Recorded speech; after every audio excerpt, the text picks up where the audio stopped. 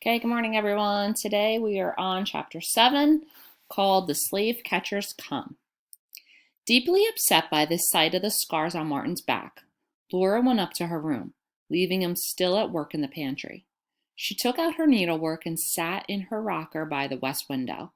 She was sewing a ruffle on the bottom of a green cotton dress to make it longer, for she had decided it showed a little too much of her ankles. But she was not thinking of her sewing. Her mind was in turmoil over the happenings of the past few hours. It seemed that her world was turning upside down. At Uncle Jim's, she had seen only gentle treatment of slaves.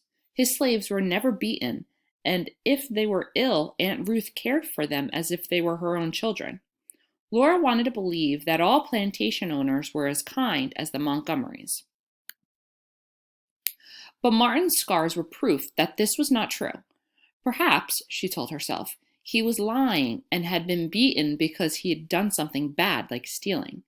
Yet even that wouldn't be a reason for so cruel a beating. Besides, she believed Martin had told her the truth, and she was puzzled. She rocked furiously, and her sewing lay in her lap. The clock on the front stair landing chimed 9. The slave catchers had had time to get a warrant to search the house. Since no one had appeared, Laura tried to convince herself that they had decided not to come. At any rate, Bert was outside watching the road so he would stop anyone who approached. But every time a dog barked or hoofbeats sounded on the road, she stiffened in alarm. She wondered if Joel would come this morning. Probably not, for he wouldn't want to draw attention to their house. She liked his appearance since he had grown up. He wasn't exactly handsome, but he looked to be the kind of person you could trust. It was a pity he had such strong ideas about slavery. Deep in thought, Laura was startled to hear voices in front of the house. She ran to the front window and looked down at a group of men, one of whom wore a sheriff's badge. The bell in the front hall rang as someone tugged on the bell pull outside the door. Then Laura heard the doorknob being tried. "It's locked," one of the men shouted. He stepped back and stared up at the house. Laura dropped the lace curtain, hoping he had not seen her gazing out. She was horrified to realize that these strangers would have walked directly into the house if the door had not been locked. Again, she wished Prince were alive. He would have never let them into the house. Through the thin curtain, she could see the men talking together, apparently trying to decide what to do next. Bert came around the corner of the house on the run, with the wide tinned fork that he used for digging potatoes still in his hand. "Good morning," he called out. The men whirled around. "Oh, good morning, Bert," the sheriff coughed nervously. "We've come to look through your house. Hope you have no objection." "Why did you come?" Bert asked. Laura was amazed at his unruffled manner. "You know well enough," one of the men growled. Bert turned to him, and Laura could see the surprised lift of his eyebrows. She had not guessed her brother was such an actor.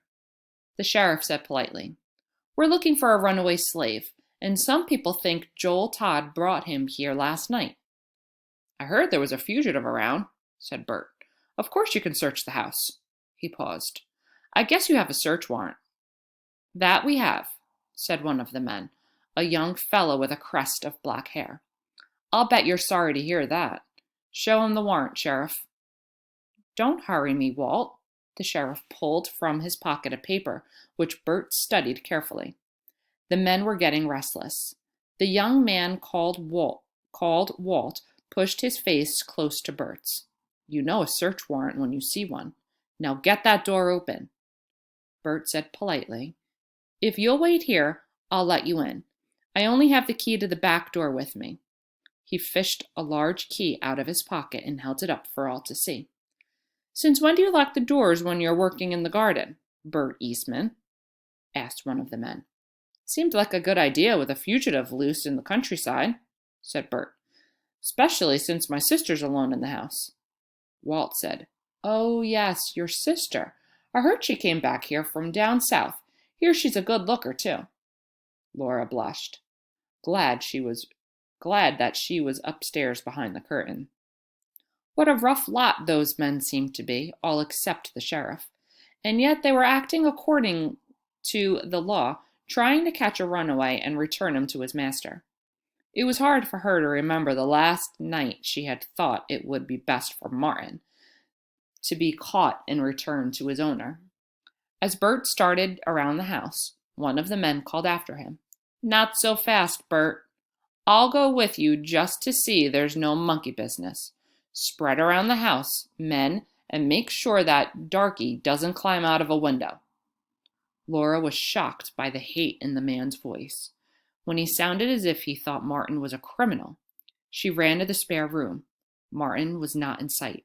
She opened the wardrobe and, whispering, "Are you in there?" pulled aside clothes until she could see Martin's face. His face, frightened eyes peered out at her. "I'm here, Miss Laura. Don't let them catch me, please." "Stay quiet," she cautioned. She closed the wardrobe doors tightly and hurried back to her room. Downstairs, the front door crashed open, and booted feet sounded on the hall floor. "The cellar first!" someone cried out. The men thudded through the house like a herd of buffalo. Less than 5 minutes later, the footsteps pounded up the cellar steps and began to travel through the rooms on the first floor. Now and then Laura heard the crash of a chair being overturned. Standing in the middle of her room with her fists clenched, Laura's anger and fear grew with every passing moment. Judging by the noise downstairs, those men wouldn't miss a corner of the whole house. In no time, they'd find Martin and take him away. She kept seeing his eyes and hearing his voice begging her not to let him be caught. Someone was on the back stairs, running lightly, taking the steps two at a time. Still, Laura could not move. The quick steps hurried down the hall to the spare room. A moment later, they reached her door, and to her amazement, Bert rushed into the room, pulling Martin after him. Without a word, he flung back the carpet and knelt to lift the trapdoor. A man's voice came clearly up the back stairs. "He isn't down here, men. Take the next floor." Bert had the trapdoor open and was pushing Martin into the opening as the men swarmed up the stairs. Laura heard them go into Bert's room and from there into the attic over the kitchen. Now Bert had the trapdoor in place and was pulling the rug smooth, while the searchers prowled about the spare room, tapping on the walls and even opening the bureau drawers. What did they expect to find in a drawer? Laura wondered in amazement. The loud voices carried easily into her room. "Look under the mattress," one said. I heard about a darky who crawled under a feather bed.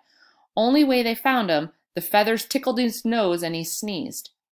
"Look in that closet over there," said another man. "That's a dandy place. Look good behind those clothes."